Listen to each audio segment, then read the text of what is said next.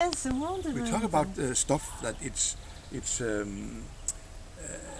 so automatically the way we went round it there and look at the it's here and it's here and we didn't see it in the daily life, but it's so.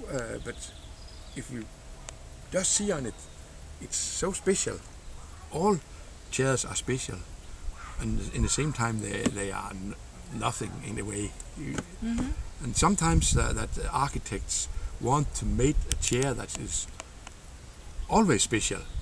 There's a lot of Danish architects that do. Do you understand? I do It's design, not yes. things to sit on. It should be an art too. Should be something that is good to look at. Something that each time you see it, you be happy. You didn't talk about it, but I think it's a good thing to take. I like it. Take on to. Yes. You know, we have a lot of very famous architects that make chairs around in the world. They know them. If you like chairs and tables and that shall make you happy. Yeah, it's when I look, we have two kind of chairs that is from famous architects. The one my father bought years ago, and I look at it in that kind of say, okay, we can sit on it, but it's beautiful to see. This one too. It's made in that way that every time you went there to sit, it's in your mind that it's something else than a chair. It's something to look at, something to be happy, because it's made in that way that it has the proportions, the composition is better than this is only a chair. Maybe you sit good in it, and maybe it's not good. A lot of chairs are awful. Then they should have been. It's trash and it's not good. If chairs not are good to sit on, then it's trash. Maybe they can be art. It's trash if you can't sit in it. It's the first. But the second is that some of the chairs you like to look at because they are beautiful as kind of art. But I think I come back to what you said about a chair to make you happy. And I feel just sometimes you've got some design things which are beautiful. They make you happy because all of a sudden you discover the link between an object and your body, and all of a sudden you are like not sitting as an automatism, but just you realize that you are sitting, and you realize that here am I sitting on this chair. I here am I a body, and so a person, because therefore I'm thinking this is a little bit of Cartesian, but here am I a body, sitting on this very chair.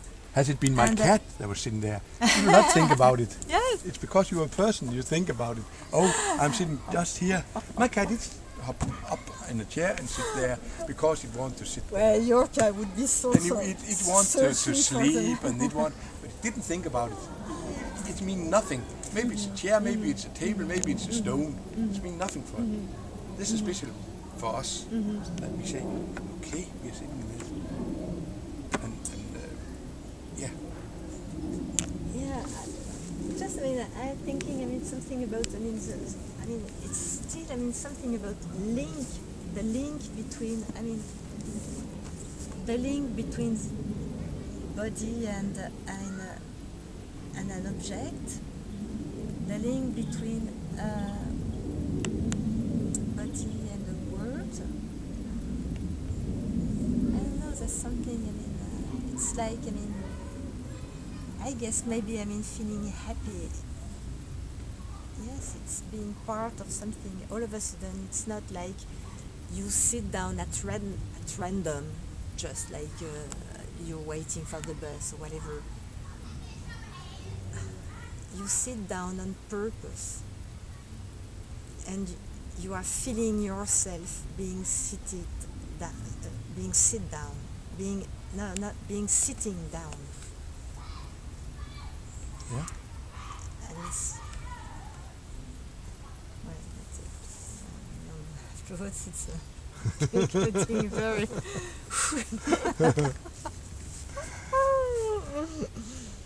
But I think there's some interesting in that with us as people, that we interact with things, with stuff, and we interact, I think, in two different ways, with stuff that is made of people and stuff that is in nature. Sometimes can the stuff that is made of people give something else than be the useful. This is only useful. It's nothing else. Maybe this is not useful. It's better. This is better. Sometimes it's more than useful. It gives you like a picture on the wall, a story. It can be very. It can tell you only that, oh, this is a good. It's beautiful to look at.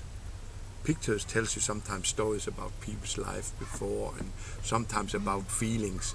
Abstract art is sometimes is most about feelings, about the artist's life. Just there, he put out his expressions, or the colors tells you a lot of aggressivity or happiness, or what do I know.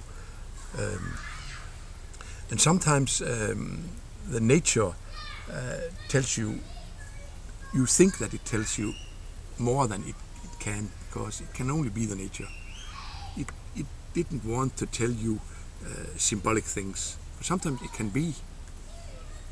What can we take? If you see a tree with the greens are like a cross, then you maybe think about Jesus. Oh, this is a cross.